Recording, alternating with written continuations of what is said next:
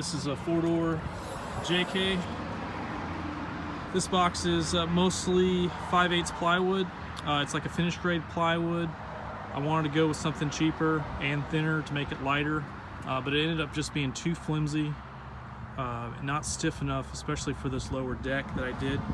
I built a lower deck just mostly so that I could have storage access underneath for long items. Also, I wanted to take advantage of the little divot that's down here for storage, so I can still access that little storage area. I actually ended up having enough space for a folding table, and it's kind of hard to see back here, but I do have a support in the center with some adjustable feet. So I didn't have to sacrifice this space down here. Let's see. I also was going to do 2 drawers, but I ended up going with 1 large drawer, and it's positioned right next to the split, so where the seats fold down. So where this cooler is right now, I have the ability to still fold that 1 seat all the way down and flat, and I can now store my longer items in here, which I didn't want to sacrifice too much. The box is already kind of big, so I opted to go that route. It happens to work perfectly for this lifetime cooler. It also is a perfect space for the small size Plano stackable box. I can actually put 1 on the bottom and 1 right on top. This isn't 100% finished, but it's far enough to do a little bit of a walkthrough. This is a spring-loaded hardware, got from Amazon, pretty cheap, spring-loaded so it doesn't rattle as much going down the road. I've always wanted a fold-down tailgate styled shelf, so I incorporated that into this drawer front. So if you pop the drawer front just a little bit, it's held together with some magnets here on the side. I only have 1 cable right now, but it's going to have 2. Let me back up a little bit so you can see. The drawer, or rather the table, will not open unless you bring the drawer out just a little bit. So that's kind of how the drop down works.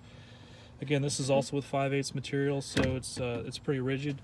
It's actually pretty stable even just with the 1 cable, but it'll get a second one just because. Let's see if I can do this with 1 hand. The magnetic catches are awesome. This is the drawer when it's fully opened. I don't have a whole lot of stuff in there right now, just stuff I've been using to finish the box. It's not locking right now. I opted to go without any locking hardware, just because the tailgate locks, and the tailgate, when it's closed, I'll lock it, and that actually keep the drawer from being opened. The drawer is also sized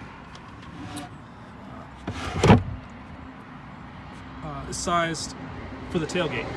So if you go with a soft top or no top at all, with this tailgate closed and locked, the drawer itself cannot open.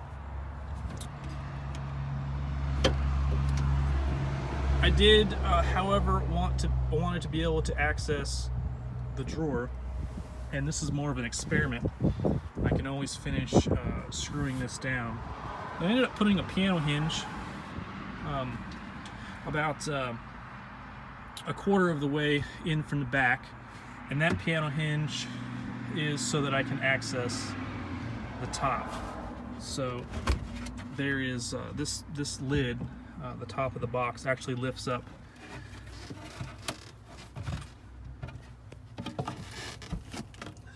Forgive the shaky camera, but I can access my drawer without pulling the drawer out, so I can access all the inside, especially for running it without a top, or for sometimes I have a trailer that limits the amount. Not this trailer. This trailer is actually, if it's level, the tailgate clears, but if it's not level, tailgate won't open all the way. And I have another trailer that actually prohibits that altogether, so I can't actually open the drawer to get to my contents. So I put a flip top lid, also made out of 5/8 finished grade plywood, And I did a piano hinge, missing a screw there. I put a piano hinge all the way across, but for reasons I'll show you in just a second, this isn't finished to be screwed in, but this would be screwed in. I cut right here a slot to make this a two-way hinge, and that's probably not the appropriate term, but I say two-way because I actually put a sub box in here. There is a slant to the seat. You're not going to get a good view of that, but there is a hole there that's sized for a 10-inch subwoofer. I haven't installed it yet because I don't even have an amp yet. But this portion right here, which takes up some of the slant, it's really not useful for much. I made that small space just for the sub. Then over here, I didn't want to use the whole space for the sub. It seemed like a waste. So this, I didn't put the screws in, but this lid actually lifts up this way. So I have a piano hinge and that I cut right here so that I have the ability not just to lift up this lid, the main deck lid, but I also have a little compartment in here. It's got a divider on the inside. That's where you can see these screws. And I'll probably run my air compressor or just basically some little odds and ends that I don't need to get to a lot. It is actually will fit a 1-gallon fuel can in there too, like the square style, inexpensive poly cans. So there isn't anything in here right now, but that's the idea. Actually, the reason it's not screwed down is I need to actually take about a ½ inch off of this back edge. Holding station 9, Metro Dispatch. So that's the secret, or the story I should say, behind this back portion right here. So all in all, I actually really like the way it turned out.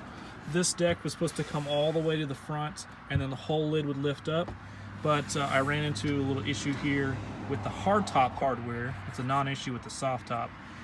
So I ended up coming back a few inches with this and running this down through the table saw, and it actually worked out great because I needed that additional rigidity. You know, nothing stays square, especially in this application, just because moisture, expansion, contraction, everything like that. And so you even still see it. I'm going to take another 1/8 of an inch off to give myself plenty of room in here. But this actually binds just a little bit. You can see where it's rubbing right there. So I'm going to take a little extra 1/8 inch. You can also see where it doesn't quite line up perfectly.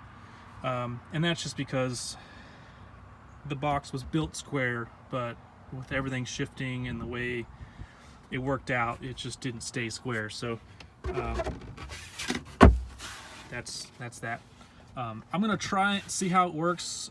It actually seems to be working pretty well right now, but I always have the option drilling a few holes, screwing that down permanently, and no big issue. There will be a rubber mat that will be glued to this top here. I haven't sourced which type of mat I want to use. Anything from 12 by 12 rubber tiles to roll-on rubber sheeting, but it'll be there. And I'm going to have some strapping points here and on the other side, so I can strap whatever gear that I want on top. That's why I wanted to make this top at least out of 5/8 to support the weight. And that's all I got. Hopefully I'll be able to take all this junk and put it in the drawer. It's not perfect, but it seems to be good enough for my use. If you like the design, you know, hopefully you can use it. I didn't find anything out there that had this kind of split design so that I could utilize this portion for long items, so I ended up having to go and make my own.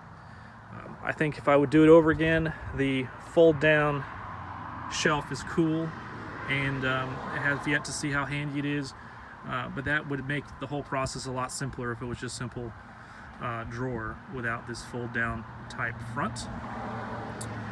But that's it, and feel free to message me if you want some more details about it or if you have any questions. Thanks.